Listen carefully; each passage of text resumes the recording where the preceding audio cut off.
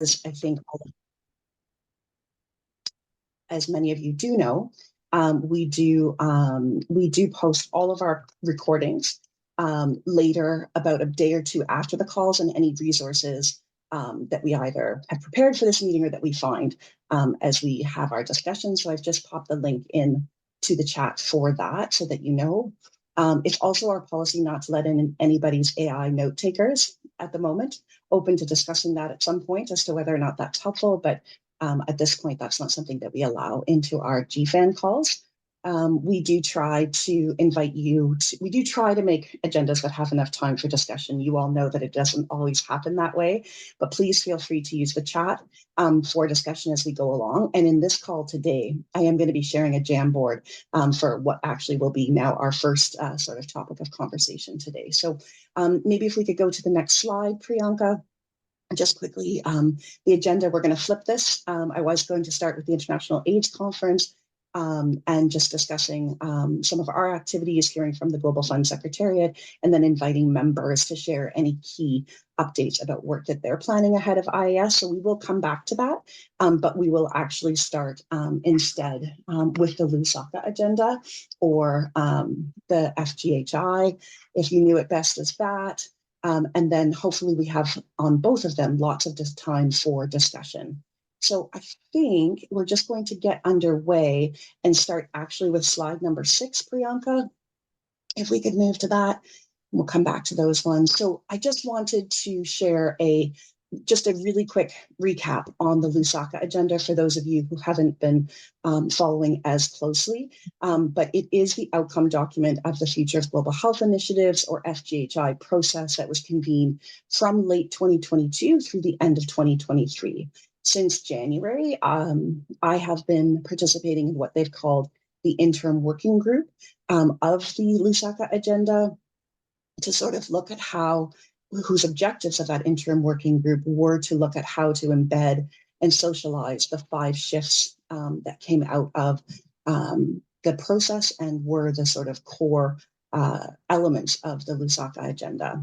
I've posted the 5 shifts there. We also can share for you into the chat that you can find the Lusaka agenda itself, and in English, French, and Spanish at the link that we've just shared there. So you can go through it, but essentially these are the 5 priority shifts that were identified through that process. And what I like to remind colleagues of at this stage, because I think it really is important to note, is that while many have actually welcomed the Lusaka agenda and the 5 shifts, it's not a formally endorsed document. It's not been formally endorsed by any organization, any country, or any CSO. Most of the people participating in the discussions have done so in their sort of individual capacity within their governments or within their organizations. And so while there's a lot of conversation, if anybody was on our Global Fund board meeting debrief, there was a lot of conversation at the Global Fund board, and there's certainly a lot of action and discussion around it. But I do think it's important to note that as of now, it's not a formally recognized process or initiative yet, which is an important caveat. So next slide, if I could, please.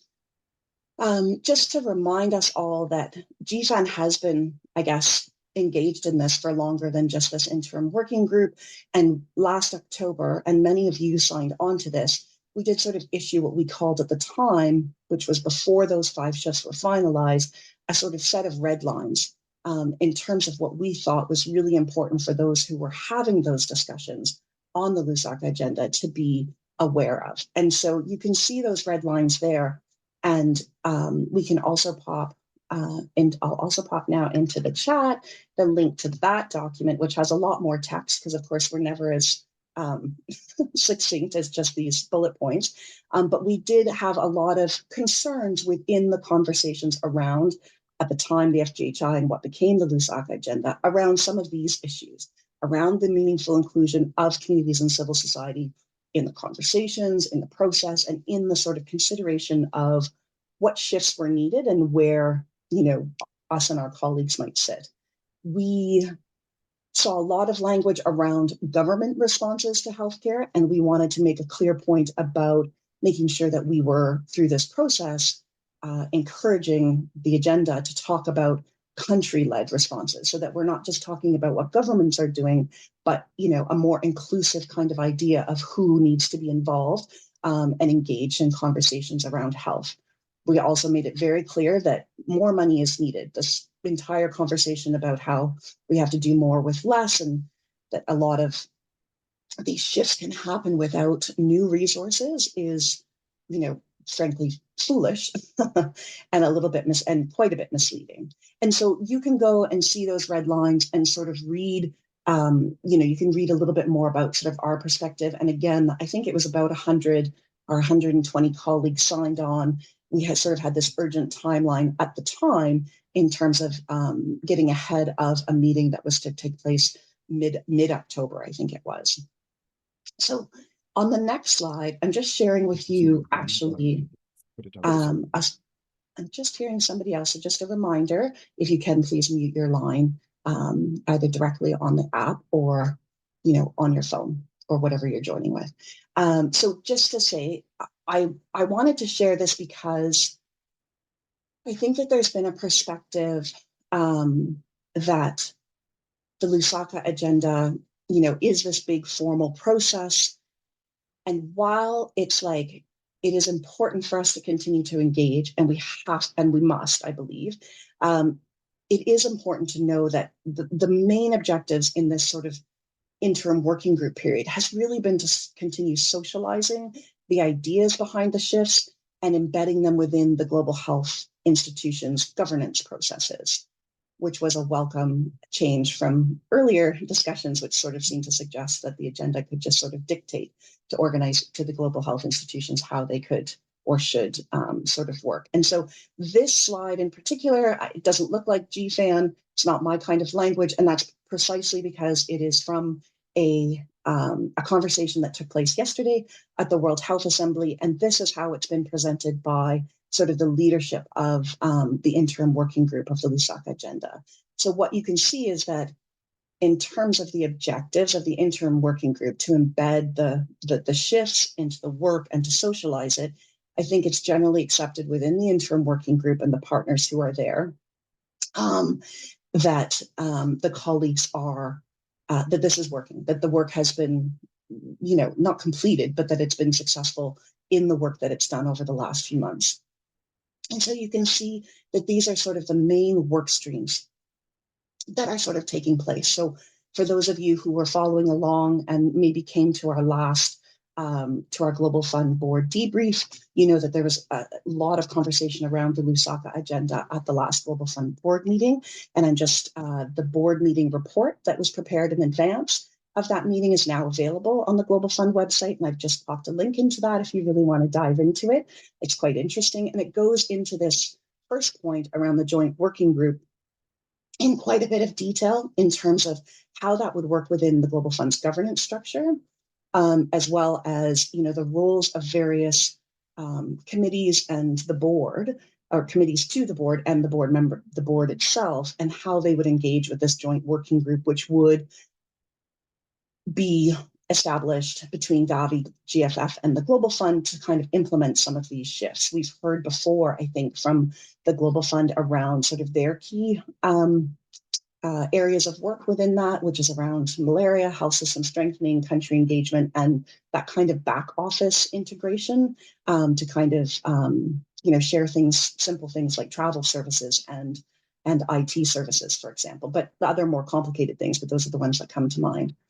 Additionally, there's this Pathfinder countries process, which has sort of, it started from where I sit, from what I could see, it started as kind of a process between the three institutions speaking to each other about this and trying to identify possible countries. So where all three, for example, or at least two of them are engaging or working within, and that where this has evolved to is that, countries, regional organizations, and CSOs will need to be consulted in the process of determining which countries should be picked as those Pathfinder countries to try and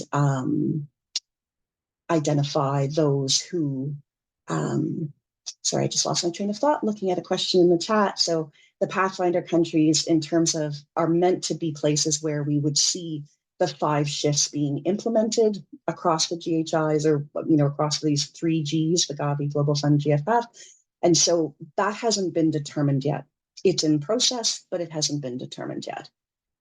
And then you can see that last week, but it actually happened a bit earlier in the summit in February, the African Union has decided to support the establishment of an accountability mechanism within the AU architecture to talk about, embedding, socializing, and having accountability for these 5 shifts in the African region. And so that is what the convening next month that some of you have heard about and that's listed there that will take place. And that will, in theory, develop a roadmap to drive these shifts across Africa. I'm just seeing a bunch of questions about there. I haven't yet found online the AU decision itself. My understanding is it was just published last week. It's been being talked about since February, so we will try to find that link for you. If others who are on the call know where it is or can find it, that would be great to add it in. And just to say that the dates for that meeting are the 12th and 13th of June, I believe. It's taking place in Addis. And my understanding has been that the organizers of that have reached out to each of the global health institutions and asked them to work with their civil society and community representatives on the board to identify participants there. So my understanding, the last time that I saw some communication around this, I've seen that taking place amongst Gavi civil society, looking for people to join that. And I know that there are a number of colleagues who we see a lot in the Global Fund GFAN space that are attending as well, including CS4Me and Wacky Health. But beyond that, I don't know. I can share probably, I was checking on this and didn't get an answer before today's call, the concept note for that event. So hopefully we'll be able to share that as a resource with you because we have seen that. And so one of the things that we wanted to try and do is get a little bit more sort of ideas from all of you about these 5 shifts and what they mean, what they mean to you. Are they important? Are they the right priorities in terms of, the overall objective around making, global health institution investments more coordinated and more embedded and more integrated into country health systems?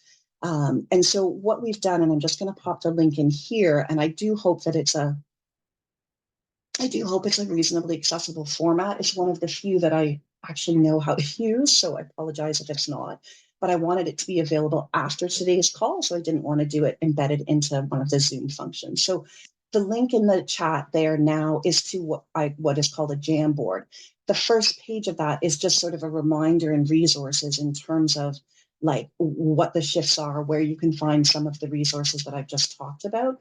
And then the following sort of pages, and this is meant to replicate if you've never used Jamboard, on the side, you can pick the option to add a sticky note, like a Post-it note, and you can write some thoughts there. And what I would like people to do, if you're interested in doing so, is for each of the shifts to think about, does this shift, does it make sense? Is it a priority for you?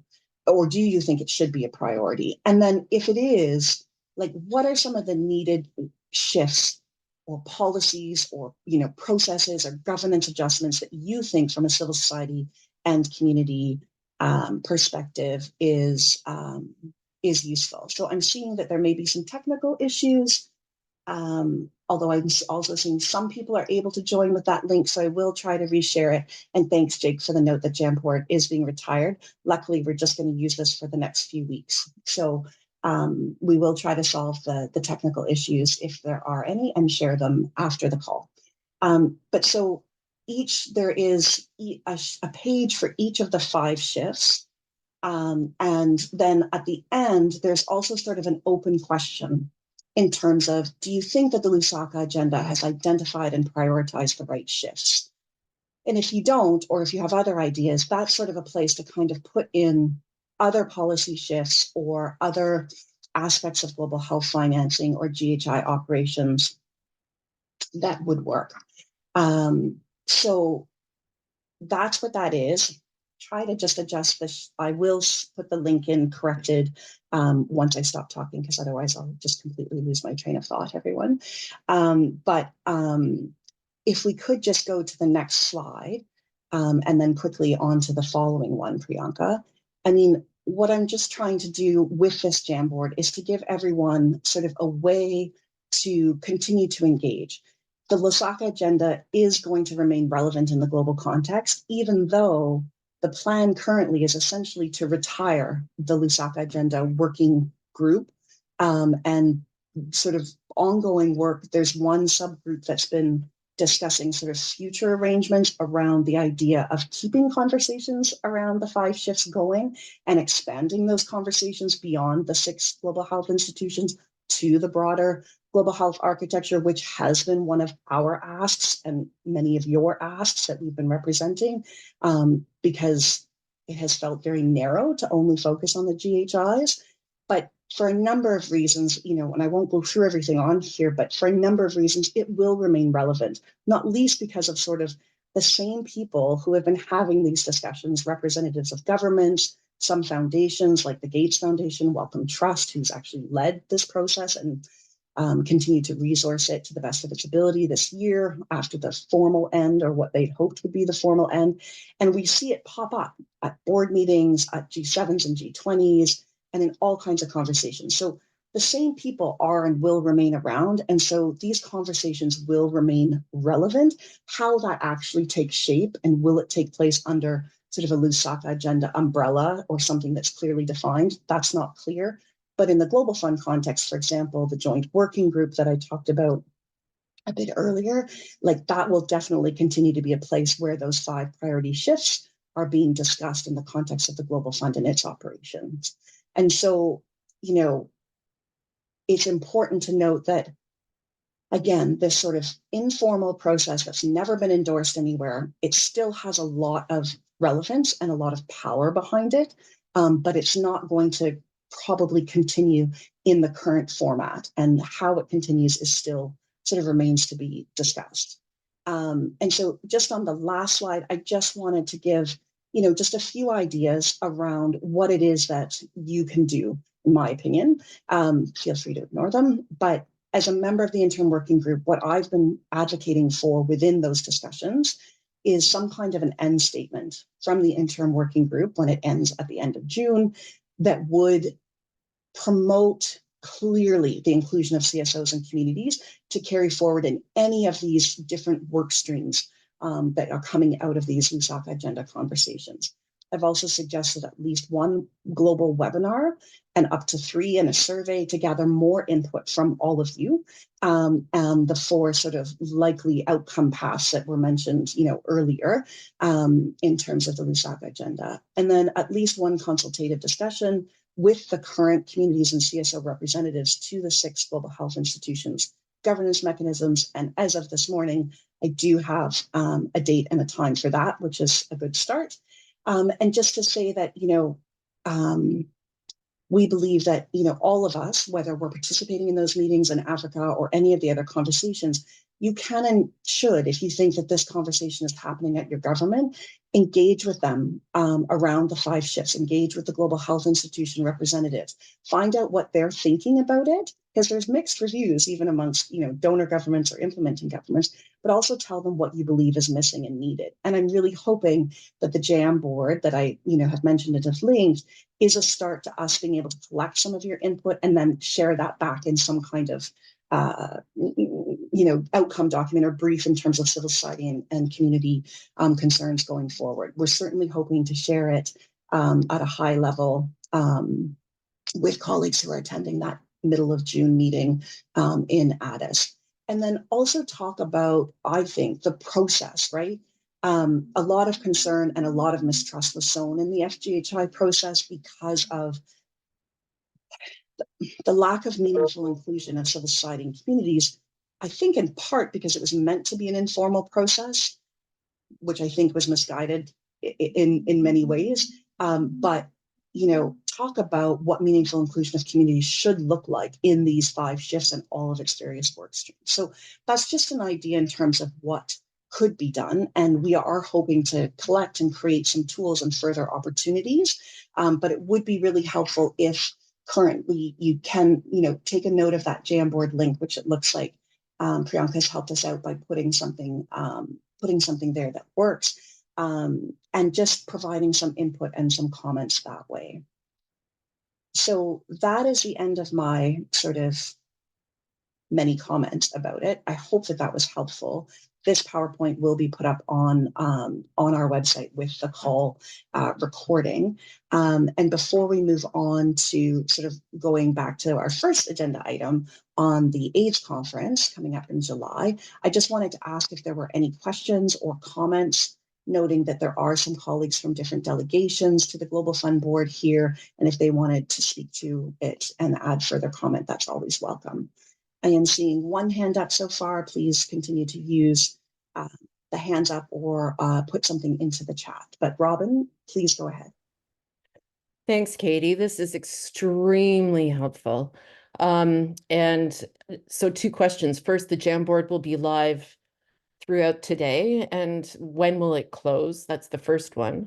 Because I think these questions deserve some time and reflection and thinking through. So would love some time to be able to contribute to that.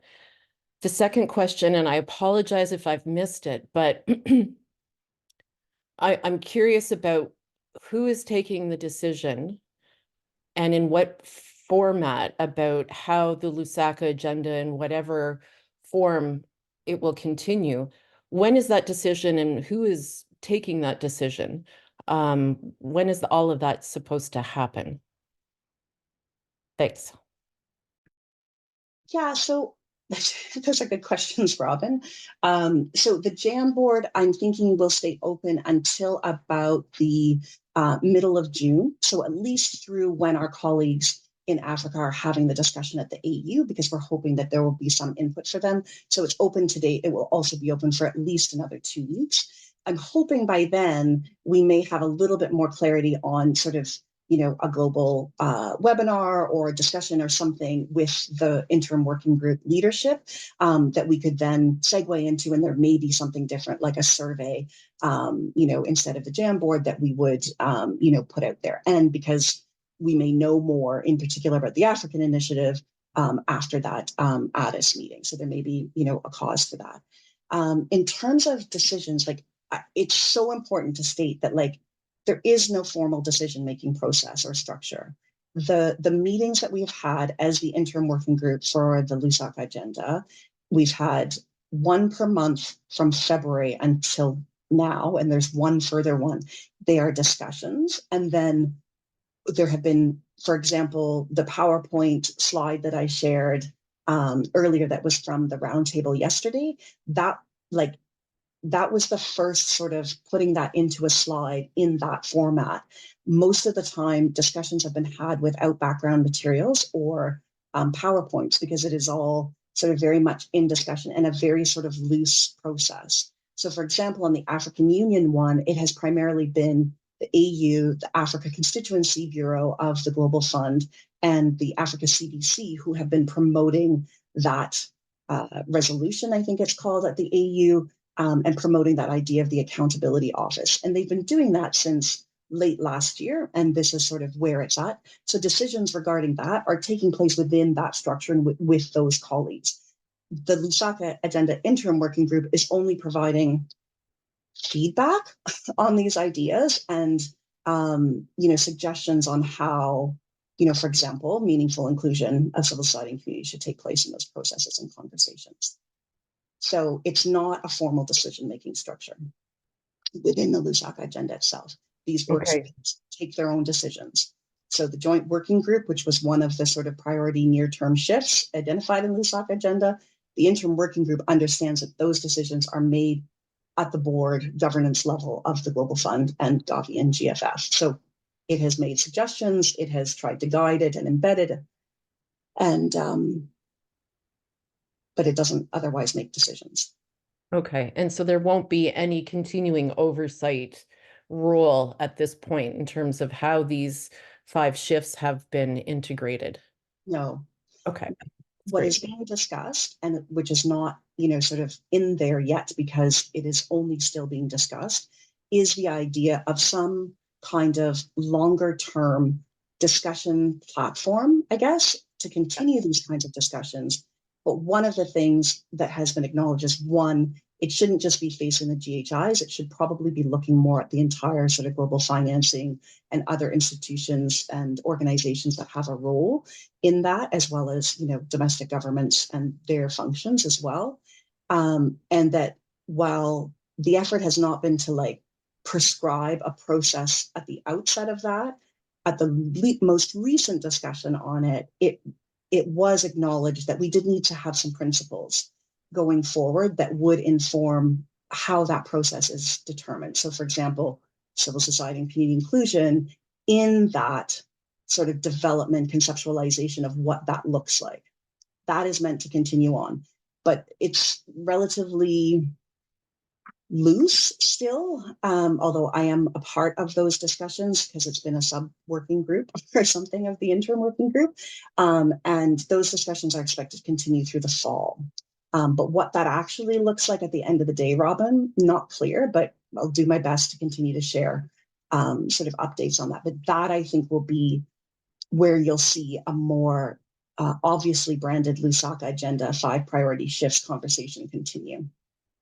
Gotcha. Thanks, Katie. This is really helpful. Thanks.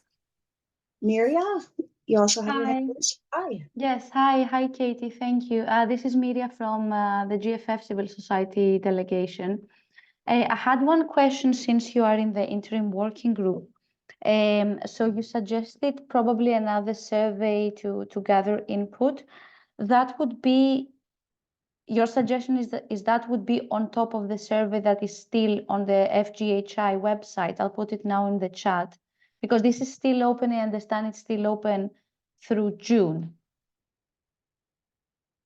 So you would suggest something after that?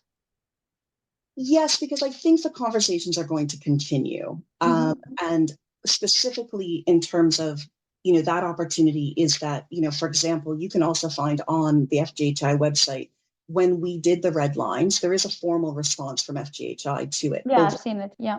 So, for example, if you or your organization or your country colleagues, you felt it was important to have something to say, that has always been open and should be until the end of June. But just in terms of civil society and communities directly, I think it was useful, but would take any advice. I think it's useful for us to get more input and to have something that our colleagues can go into the June meeting with, but then also, something more substantive as sort of a going forward as these discussions around the shifts continue. This is what civil society and communities have asked for, more broadly speaking. Chris, I think you were going to jump in on this a little bit. Yeah, thanks very much for this, Katie. Very helpful. Just to underscore what you just said, I really like the idea of us not just trying. I mean, I think it's all these ideas about us participating in the conversation is good. Your leadership, Katie, in doing that is really wonderful.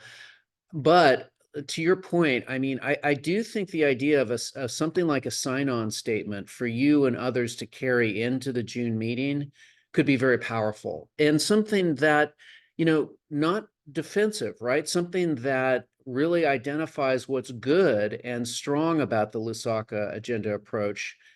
And the goal would be to kind of get in front of it rather than to find what could be negative about it, but rather get in front of it, say what is the many good things that are good about the intent of this, but then say what that needs to look like. I mean, in other words, I would say for myself, just speaking for myself, right? But to say, absolutely, we need to be thinking more about building stronger health systems, and the efforts to end the epidemics of AIDS, TB, and malaria are part of doing that. It's not a zero-sum game. It's not zero new money into global health. We need more money into global health, and we need to find the synergies between the programs we have that are working well and including civil society with broader health goals like health systems preparedness. And there's tons of literature about how The HTB and malaria responses have helped with COVID, with preparedness, with health systems, with UHC. We have the reference points. I mean, one thing that I'll just say as an aside, one thing was frustrating to me last year in trying to participate in Lusaka agenda discussions was that a lot of people just simply didn't seem to know that experience about the synergies between the HTB malaria responses and health, but rather there was this kind of knee-jerk assuming that they were opposed to each other. And I think we have a really important role in terms of taking hold of what's good about this and saying it's got to include civil society, it's got to be based in human rights approaches, reaching the most vulnerable, including civil society at every level, and it cannot abandon our goals to end AIDS, TB, and malaria, but rather it needs to bring in new resources and find the synergies in these programs. I'm just speaking for myself, but I'd love to see, and I know other people will have other things that they want in this statement, and that's great too. But those are my thoughts about a statement that might help you and others going into the June meeting to say, we're not just being defensive, we've got a vision for what this needs to look like. You need to deal with us. Thanks, Chris. We have tried to make the point in writing about not being defensive and being open and willing to have the discussions as GFAN, because we've heard that from you and from others. And I do actually believe it to be true. But it is sometimes hard to remember to preface all of our conversations with that. So thank you. I do think I like the idea of having something at least formal, maybe a sign on ahead of that June meeting. So, and that is something we've been talking about with Rosemary Brew from Waukee Health, who we know is participating in that AU meeting. Carolyn, go ahead. We'll take one more question and then we'll move on to what was originally our first agenda item. Carolyn, go ahead, please. Yeah, I just want to support Chris's points very strongly, but also to make somewhere in there, our role is to point out how minuscule is the GHI and if the GHI contributions to this Lusaka agenda. And when we speak accountability, we need to see all inflows, including bilateral, including WHO, including World Bank, because the amount of money they put in far outweighs the amount of money or contribution to global health of the GHIs, and call for the donor community to be part of this accountability structure by opening up their books and showing what they are doing in countries, in regions, etc. Because that is where the big money flow comes from, and that is what helps to drive agendas. Yep, 100%, Carolyn. I see Chris agreeing with you in the chat, and I 100% agree with you as well. And it is helpful to me to see that the conversation around what could potentially continue on as a discussion platform from this is very much like the purpose of that is to not just talk about global health institutions. What the discussions so far have been is that it would be much broader than that, and it would be thinking ahead to 2030, and it would be including sort of all of the different actors in health financing. And I think the question is it better? How would that add to the already existing discussions like Summit of the Future and others that are taking place around those same kinds of themes, and how it would add to that instead of becoming some other process that needs to be, engaged with, and so on. Weisfa, I see your hand raised, and if you could come in quick, because we do need to go on to our our first topic. Yes, just a quick comment that I was recently in a meeting where there were member states, and I saw that there were some member states that were really fully behind this agenda, in fact, pushing it. So you have Japan, France, the EU, and also the African governments were pushing for this. And so the challenge is, because really the focus is that all of this will go into having all the funding from the JHIs fund this one national plan. That's kind of like that's the direction where they're moving. And so the question really is going to be that, if it's, what name your country is as civil society, even if we are allowed to be part of the process, can we influence a government that does not exclude people, or that does not provide certain services, certain groups of people, and all of that. And but also, the government's really going to be effective at implementing these programs, because we are now beyond whether or not civil society is going to be part of this. We need to fight for that place, but it's moving so far. The conversation is moving so fast that we need to think about if and when this thing has been created, what are the really top issues, human rights issues that we can raise as well, to make sure that as they're creating it, that this is at the top of their minds, to include in their planning of and how to structure this whole thing. But anyway, yeah. Yeah, no, absolutely. And I think you've hit the nail on the head with which governments have been pushing this. Interestingly, to me, it also includes Norway, has been very active in this throughout. The UK seems to be retreating a little from this, interestingly. Not that they're retreating from it or calling out the principles, but they're kind of saying, okay, enough already. We've discussed this. It's happening within the GHIs. We're mostly content with this. That seems to be the tone now. So the UK kind of was, I think, one of the major promoters of this, but they're kind of pulling back a little, which is helpful because I think we've had UK colleagues. I know I've had conversations with some of the colleagues at FCDO. So that's good. And I think helpful ahead of, Global Fund, but also, Gavi, GFF replenishment and work. So thank you, everyone. Please do use the Jamboard to go in and make those comments. We'll, make sure it's shared again on the website, but also over the listserv and reminders to do so with this call and this recording as a bit of a resource. So thank you very much for listening to me and participating in the conversation today. And as further things develop, I'll be bringing back conversations here into other, venues where we can have conversations and input. So just going back now to what was going to be our first agenda item. I'm so sorry you're listening to me so much today, but Conte is on very well-deserved leave. So normally we split this kind of stuff up, but we did just want to focus in a little bit on, what we're planning to do at the IAS. We have Claudia from the Global Fund Secretariat to share what they're doing, and then would like to invite members who could come on, who are on today, to share if there's anything else major or other activities that they're planning that they'd like to highlight for colleagues now. We'll have more opportunities to touch base over the next few months to share those, don't worry, but wanted to sort of get a look ahead now. So just on the next slide, in terms of us as GFAN, so we're really excited that we did manage to secure a networking zone in the Global Village again.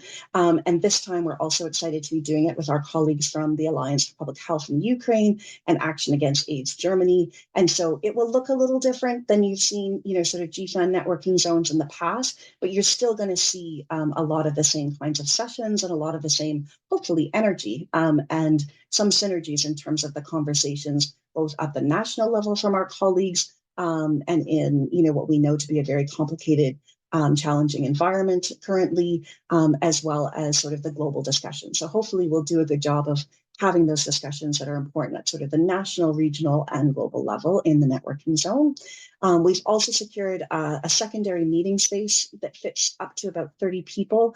It's offsite. It's about as close as you can get offsite, although it's still about a 10, maybe 15-minute walk from the conference center where the IAS is. We are planning on a number of sort of smaller conversations in that space. But we will also make that available to colleagues who are looking to have sort of small consultations or discussions that wouldn't really fit within sort of one of those open public spaces like a networking zone or be a formal satellite session or anything like that. So we'll continue to talk with those of you who've identified for us that it would be helpful to get time there. But if you're also thinking of a discussion around your work around replenishment or the Lusaka agenda or PPR or something like that that fits within what we've been talking about here is GFAN, please don't hesitate to reach out. And then also for those of you who've been around for a while and paying attention, coming out of our conversations in Bangkok at the GFAN annual meeting, as well as after the board meeting, we are working on what we're calling our pre-investment case needs assessment, or internally what we call Get Back on Track 3.0, although we're really hoping we come up with a new title this time just for fun. But we are working on that, and we do plan to release that at the conference, probably through a launch session in our networking zone. So those are sort of the big highlights for us in terms of, the spaces we're going to be in and the key work. On the next slide, just wanting to review for all of you that, we will create some tools for everyone to be able to engage on, Global Fund issues at and during the conference. We will host a pre-meeting for GFANers who are in town, probably on the Sunday afternoon. We know there's a lot of other things going on, but there's only so much time that week and lots going on. We will share a pre-conference guide for GFANers to highlight, our activities, but also the main sort of conference sessions that are important, that are taking place that you might want to consider attending if you're attending the conference virtually or in person, and sort of daily newsletters, which is probably not the right word, but something that just gives everybody a flavor of the key conversations that day or the key events that day and what came out of them, so that even if you're not able to be in Munich or the IAS isn't normally in your sort of your wheelhouse, you do have a sense and a flavor of what's going on, because typically the conference is a space where a lot of conversations are taking place. So some of those activities you'll see, again, sessions with Global Fund leadership and staff and the communities and civil society delegations. We'll have some key updates and discussions around replenishment, as well as the advocacy roadmap, we hope, and likely the allocation discussions that have been taking place at the Global Fund Board.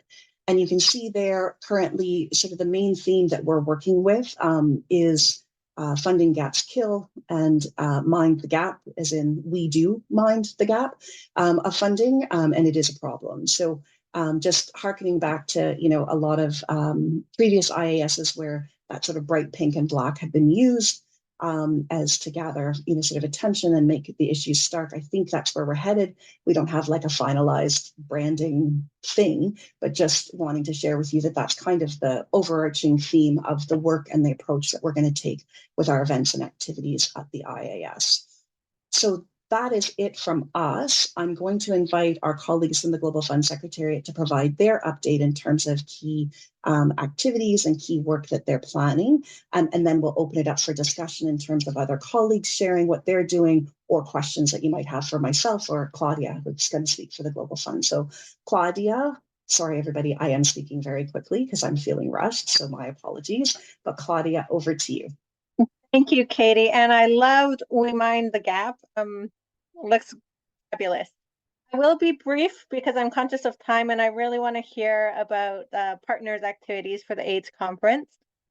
But if I were to say in a nutshell what the Global Fund's kind of main message for the conference is gonna be, it's really around pushing back against this anti-rights, closing civic space movement that we are seeing affecting the grand majority of countries where the Global Fund supports programs. So we're going to be pushing that message and really pushing for partners, including funders like the Global Fund and other funders, to really do more in showing their solidarity with communities and civil society and fighting against those really deadly trends. We're going to be pushing the message at our satellite session. So we essentially have one major satellite session, which will take place on the 23rd of July between 12 and 1. And the way we've designed it is we'll have our vice chair, Beyonce Gawanas, speaking there. But then every other speaker on the panel will be a community and civil society activist, because we're looking to really give that space and the opportunities and platforms that the Global Fund Secretariat often has to our community and civil society partners at a time where it is just really desperately needed. So that's one. The other key event that we are having, which is by invitation only. So for the satellite session, everyone is invited. The more the merrier. It will also be live streamed. We will have a similar discussion around those themes with funders concerned about AIDS, and that's happening on the afternoon of the 22nd of July.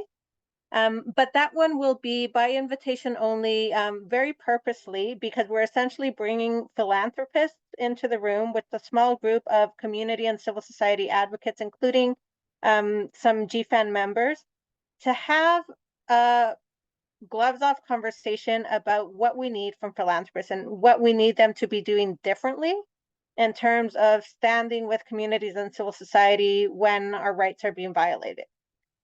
It's envisioned really as a series of conversations. So don't worry if you do not have an invitation for Munich, there will be more to come because we're seeing this as a long-term discussion. No, we have no illusions that we'll be able to solve it in a 2-hour session. No, so we're going to keep having those discussions, and we're working with partners to also do it in a way that's complementary to other efforts, including some of you may have participated in a dialogue with civil society and private sector partners that Friends US hosted in March. So those are the sort of initiatives we're building on. Now, in addition to those key sessions, we will, of course, be supporting partners sessions. We have a smaller delegation of Secretariat staff than usual, and that is on purpose. Again, it's really part of the Global Fund efforts to measure how much we need to travel, no, part of climate change, but then also looking at where instead of having Global Fund staff there, we can redirect some of that funds to support civil society and communities to be there. So we don't have a huge amount of money for civil society, but a little bit at least, which is at times like this can go a long way. The Global Fund delegation will be led by our Vice Chair, Beyonce Gawanas, but there will also be other leadership there, like the not so new head of Community Rights and Gender, Vayasega Dubula.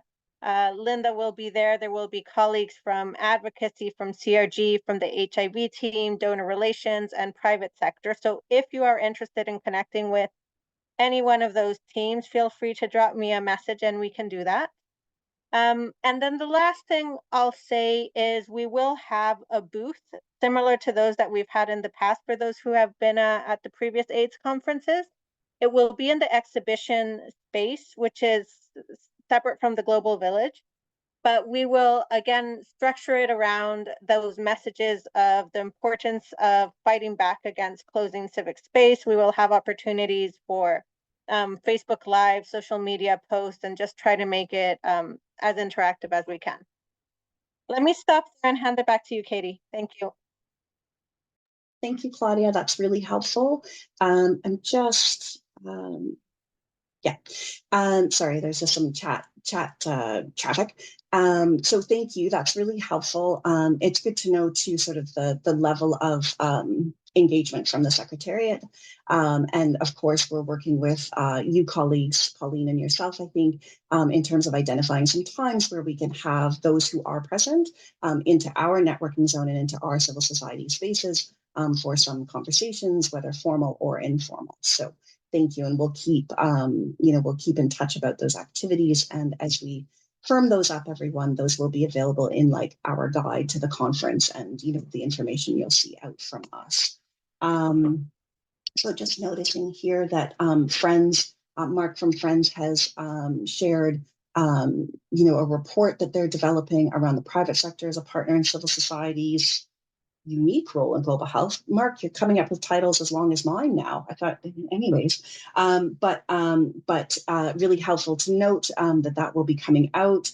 I'd just like to open it up at this time for any questions for Claudia or myself around this, or any other sort of input that you wanted to share about activities or work that you're exploring and bringing to the IAS. Andri, our partner in the networking zone, Go Village. Go ahead. Very, very briefly. First of all, well, really happy that we are sharing the space in the Global Village with GFAN and APH, Alliance for Public Health. So hope to see some of you or many of you there being together at that space. I just would like to mention also that I'm also part of this conference in co-chair capacity. So happy to be in this role because usually there are two co-chairs, global co-chair and local, which means Germany But this time, in addition, because the focus is on Eastern Europe very much, sorry, don't feel good. So IAS decided to have a third co-chair, which is me. Just apologies, yeah. I'll take a moment.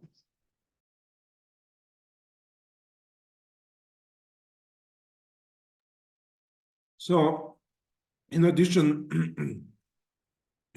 to this, so this is kind of not just sharing this information, but flagging that in case of any messages or need, please feel free to contact me. I can put my contacts in the chat. Yeah. And finally, as the focus of the conference is very much on Eastern Europe and Central Asia, please also keep this in mind in planning your events. Have at least one participant from our region. It will be very much appreciated and in line with the conference priority. Thank you, Andrei. I hope you have a glass of water nearby. That's really helpful and a good reminder to all of us in terms of the focus of the conference and to make sure that we're highlighting those conversations in the region that is the focus. Does anybody else have anything like to jump in on? I know, Jake, you've had a lot to say in the chat and had mentioned you were just on a call with, I think, UNAIDS around their plans at IAS, but is there anything you wanted to share from your perspective or other plans that you're aware of? Yeah, just to so Stop AIDS will share some more information and invites soon, but we do intend to host a small networking event for our wonderful civil society partners. That's you. We're partnering with Wacky Health, Action Against AIDS Germany, and GMP Plus to host this on the Monday. So just kind of putting that to your minds. We also, Claudia was mentioning there, we will have an event with Lusaka in the as head of the CRG in the Global Village on anti-LGBT rights rollback in Africa, particularly Eastern Africa, Uganda, Kenya in particular. But yes, speaking with IAS and UNAIDS, somewhat confidential for now, we're bringing some parliamentarians from most likely Argentina, the UK, Germany, and kind of still TBC country for a panel on revitalizing political leadership, and there is potential launch of a forum around bringing together, much like the Global TB Caucus, around HIV. But we'll only be able to say more on that in due course, but would love to keep you all updated. But that event, there will be a panel session around that on the afternoon of the Wednesday. I forget what day that is. But yeah, any more information I'll circulate soon. Thanks. Really helpful. And again, we hope to be able to pull all of these kinds of things together that are relevant and useful to everyone into sort of that guide. So as you and your organizations are kind of finalizing your events and getting spaces for them, be sure to be in touch with us. Maybe not me, because I'll probably miss the email, but Conte and Priyanka, who will be pulling that together. But if you send it to me, I'll do my best to not miss it. Any other comments or other activities from colleagues around the IAS that they'd like to share before we wrap up for today? Okay, not seeing any hands raised or anything else in the chat. Just wanted to say thank you to everyone for joining today.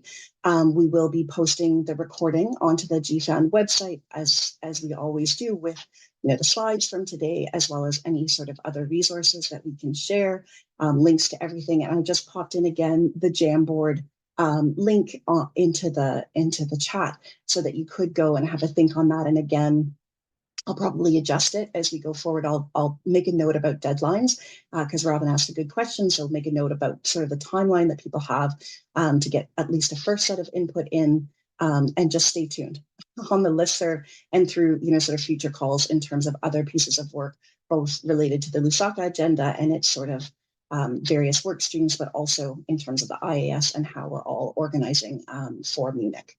Thank you, everyone. I hope you have a great rest of your day, and thanks very much for listening to me for a whole hour.